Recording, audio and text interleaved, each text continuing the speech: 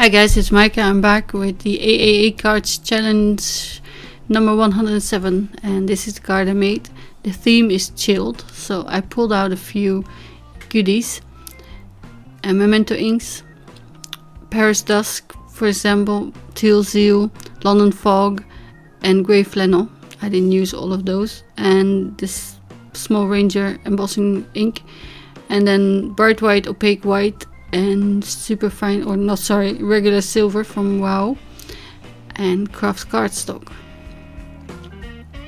Now first I thought I would want to emboss some stars or snowflakes in white, and then I lost all the footage where I was stamping it, and I realized I didn't like it, so I started again.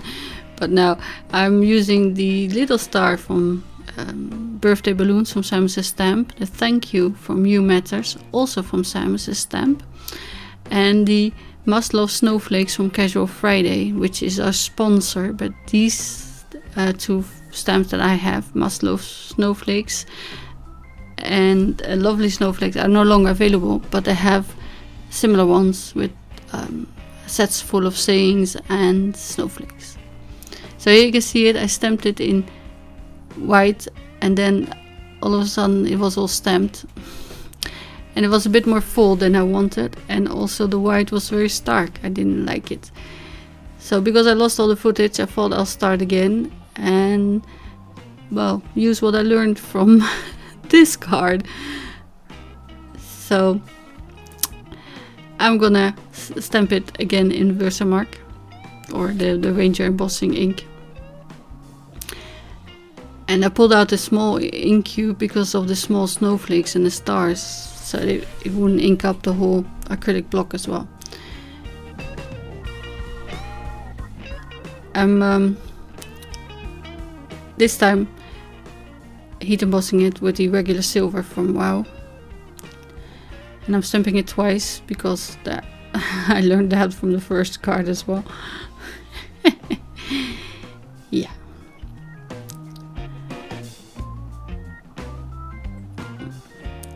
I think that ink pad, that cube, is a bit dry. I don't use it ever. Actually, it came with the perfect pearls, but that's about it. I put it in a drawer and then I never use it.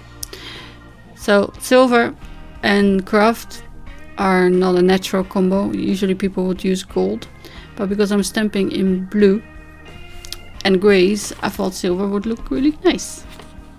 But you can do whatever you want, of course. I mean, this is just my version, and this card was inspired by Sherry Carroll, and I made a similar one before, but not a thank you.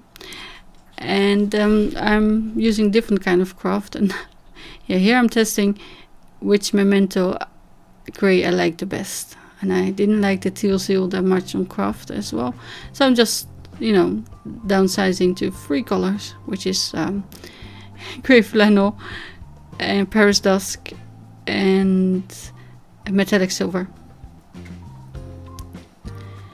See, I like the shimmer of these stars. That is again from birthday balloons, and these are all the snowflakes from Must Love Snowflakes from Casual Friday, and I'm starting with the biggest one in the corner. I already thought it was full, and then I did a test stamping to see which gray it was on the white U, let's say that one, the right one, and I decided it was way too full, so I'm just stamping one big one and 3 of each of the other ones, and I discarded the smallest snowflakes that look similar to the one that's a size bigger. So you know, didn't see the point in stamping all of them. But you can, again, I mean, if you don't go for a CAS challenge card, you can fill the whole thing if you want. But, you know, our objective is to keep as much empty space as possible. So I'm heat setting it because also on the first card it wasn't really dry. So now I'm testing it. I didn't do that on the first card. See, you learn things sometimes. You might mess up one, but you might do better on the second one. So it wasn't dry, and I cleaned it with a brush, and then I heat set it some more, and then I used the embossing body again just to be sure. And I didn't test it again, but I thought it was fine. And here I thought I'll do 3 again in a triangular fashion, but then I've smudged the bottom there, so I'll do 5. Yeah. Uneven numbers look best. And if they're kind of in a triangular shape position, then they are even nicer looking. See, I think I put my thumb there, so it's not a star anymore. And cleaning up the powder that's stuck to the previous stamping.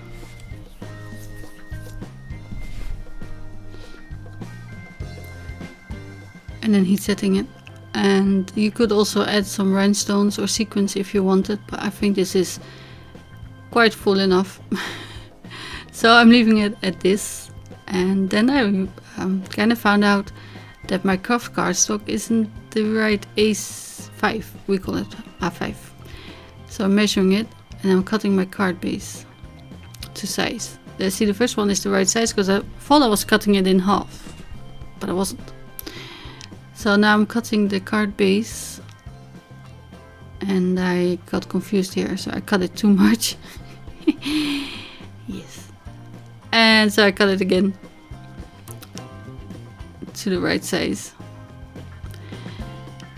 And I'm just using some tape. You could use, of course, craft for the whole card base and just fold your sheet in half. I kind of like white on the inside so that it